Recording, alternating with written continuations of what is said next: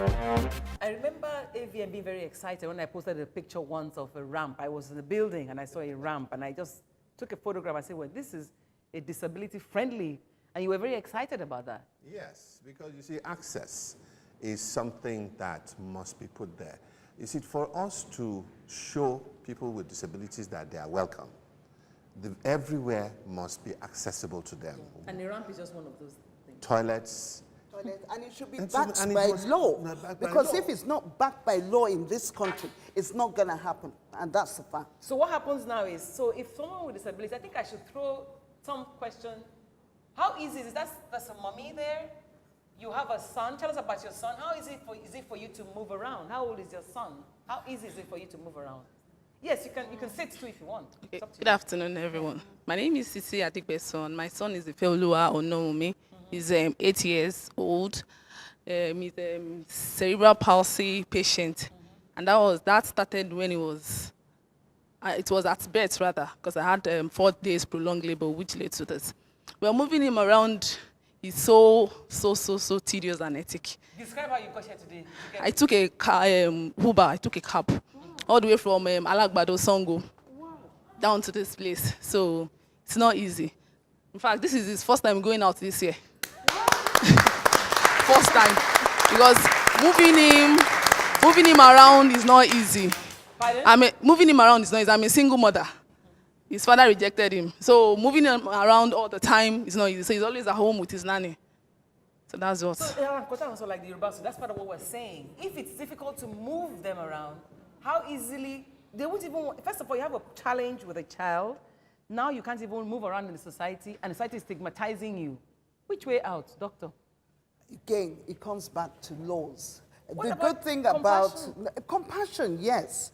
But then when we're compassionate, let me put the knit at the end of it. When we're compassionate, we tend to forget that this is not charity. So we tend to look at it that, okay, let's give them crumbs. It's okay for them to have the crumbs. But when laws are passed and they're implemented, like Lagos State has special people's law. Okay. And there are things that should be implemented, but still are not implemented, so you can imagine. Like, for example, the buses, the public buses. Well, you see, you have to create access, but you need a lot of advocacy. Yes. Because even if you provide the space in the bus, if the people are uncomfortable because they think this condition is infectious or contagious or whatever, they will not want to sit near the person that would, you understand. So even in schools, some of the schools that are trying inclusion, some of them will tell you that some parents remove their children because the children come and tell them that, oh, there is this child in my class that is drooling. And the parents say, I did not pay this kind of money for my child to be in a class with a child like that. So we need advocacy. We need advocacy and the drive. I'll give you an example of what you said. I remember once we took the adults out to somewhere in Oshogbo, and they went into Mr. Biggs. So as soon as they saw I think there were about 15 of them going into Mr. Biggs, people started dropping their food and left Mr. Biggs. And you know what happened? My staff sat down and ate the food. You want to leave the food? It's the pushing from people like you too, Adesuwa. The pushing on your programs. Keep on mentioning that this sort of platform should be every year. Every year we should celebrate the lives of everyone that has a disability. Thank you very much. It's a wonderful thing. And the little we can do is to have a party. But before we go to the party, maybe a few comments from someone, because we also have orphans with us. In some ways, they are stigmatized. Oh, yeah. People go to orphanages, they come out of that place, and once you say, I was an orphan, there's a comma. But I have a very interesting story in the house. Before I go to the party, I must talk about the Atunda, no, not Atunda, Atundalo is right here. But I want to talk with the orphanages, Pastor Motayo Samuel Atundi, of the Christ Light of Hope in Akute. And you have an interesting story of your children having graduated in recent times. And it must be a thing of joy for you. How do you think Nigerians view people? Would you categorize orphans as people with disabilities in some ways? Go ahead, sir.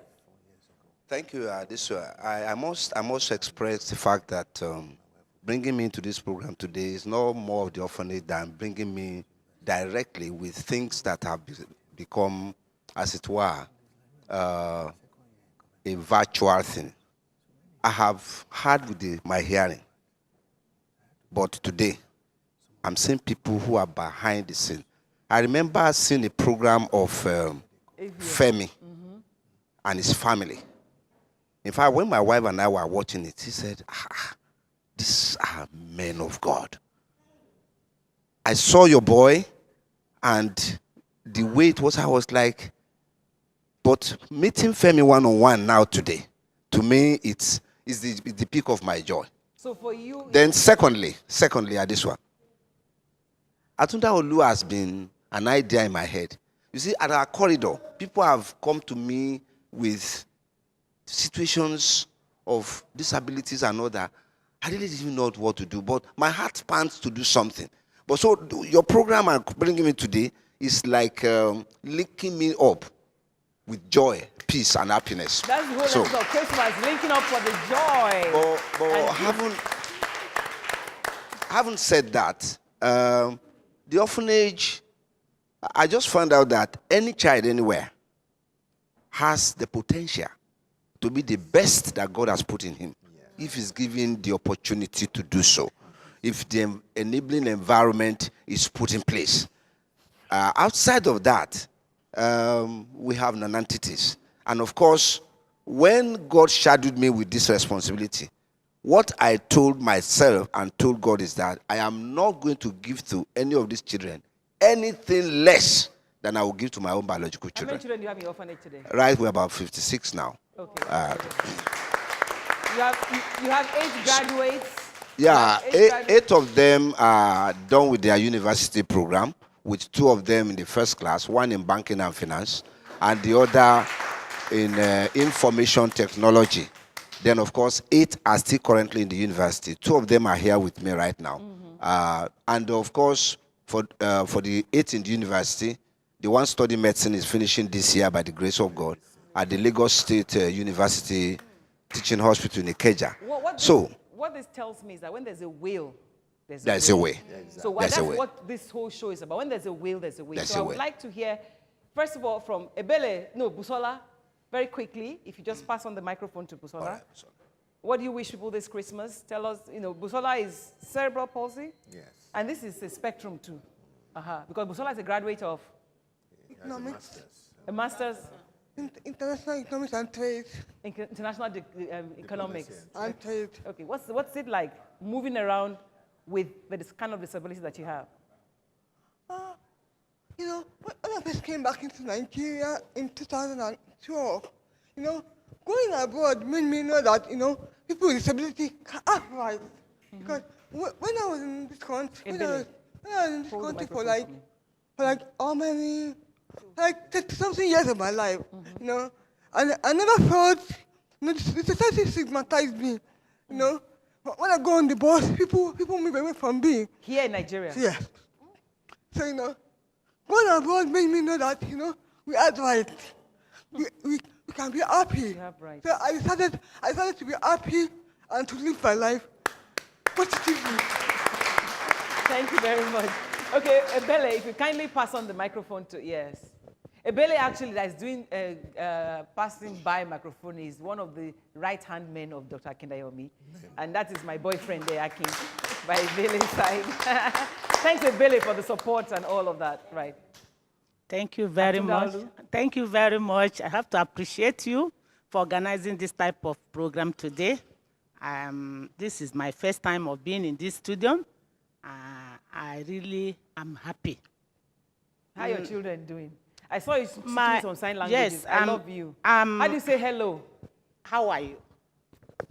How are you? Are you? Yes. It's for the hearing impaired, though. Okay. My children are not hearing impaired. It was when I was in Wesley School for the hearing impaired. You are really Mama Disability. Yeah. They call you Mama Disability. So I don't know what people feel about challenged children.